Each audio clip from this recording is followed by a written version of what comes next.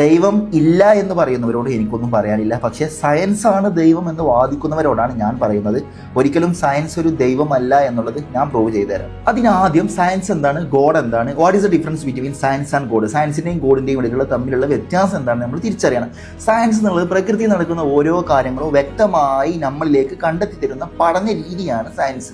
മറിച്ച് ഗോഡ് എന്നുള്ളത് എന്തിനാണ് ഇതൊക്കെ ഉണ്ടായത്, ആരാണ് ഇതിന് പിന്നിൽ എന്നുള്ളത് വ്യക്തമായ കാരണങ്ങളോട് കൂടി പ്രൂവ് ചെയ്ത OG റിയൽ ക്രിയേറ്ററാണ് ദൈവം എന്നുള്ളത്. ആൻഡ് സെക്കൻഡ് പോയിന്റ്, സയൻസ് മാറിക്കൊണ്ടിരിക്കുകയാണ്, ദൈവം ഒരിക്കലും മാറുകയില്ല.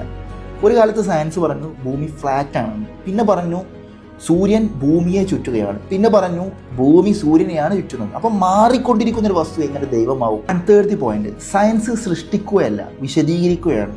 ആകാശം എങ്ങനെ പ്രവർത്തിക്കുന്നു എന്ന് സയൻസ് വിശദീകരിക്കുന്നുണ്ടെങ്കിലും ആകാശം ആരുണ്ടാക്കി എന്നുള്ളത് സയൻസ് വിശദീകരിക്കുന്നില്ല. ഒരു കാർ എങ്ങനെ ചലിക്കുന്നു എന്ന് വിശദീകരിച്ചു എന്നുള്ളത് കൊണ്ട് കാർ ഉണ്ടാക്കിയവനില്ലെന്ന് തെളിയിക്കുന്നില്ലല്ലോ. ആൻഡ് അനദർ പോയിന്റ്, സയൻസിന് അതിൻ്റെതായ പരിധികളുണ്ട്. കാരണം സയൻസ് ഇന്നും മറുപടി പറയാത്ത അല്ലെങ്കിൽ ഇന്നും വിശദീകരിക്കാത്ത കുറച്ച് ക്വസ്റ്റ്യൻസ് ഞാൻ ചോദിച്ചു തരാം. കാരണം എന്തുകൊണ്ട് ഒന്നുമില്ലായ്മക്ക് പകരം ഒന്നുണ്ട്?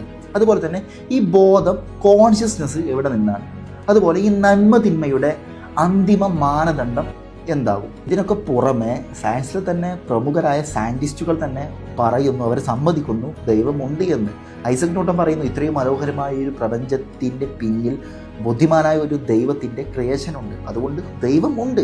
ഐൻസ്റ്റീൻ പറയുന്നു ഈ ഒരു വലിയ പ്രപഞ്ചത്തിൻ്റെ, ഈ വലിയൊരു ബ്രഹ്മാണ്ടത്തിൻ്റെ ക്രമീകരണത്തിന് പിന്നിൽ ഒരു വലിയ ബുദ്ധിയുണ്ട്, അതായത് ദൈവമുണ്ട്. അപ്പോൾ സയൻസ് പഠിച്ചവർ പോലും ദൈവത്തെ നിഷേധിക്കുന്നില്ല. നിങ്ങൾക്ക് ചെറിയ രീതിയിലെങ്കിലും ഒരു ഐഡിയ കിട്ടിയിട്ടുണ്ടെന്ന് മനസ്സിലാക്കുന്നു. ദെൻ ടോട്ടലി ഒരു സമ്മപ്പ് പറയുകയാണെങ്കിൽ തീർച്ചയായും സയൻസ് ഒരിക്കലും ദൈവത്തെ നിഷേധിക്കുന്നില്ല, മറിച്ച് ദൈവത്തിൻ്റെ ഓരോ ക്രിയേഷൻസിനെ കുറിച്ചും പഠിക്കുകയാണ് സയൻസ് ചെയ്യുന്നത്. അഥവാ സയൻസ് എന്നുള്ളതൊരു വസ്തുവാണ്, ദൈവം എന്നുള്ളത് ഒരു സൃഷ്ടാവാണ്. ഇൻഷാ അല്ലാഹ്. അസ്സലാമു അലൈക്കും.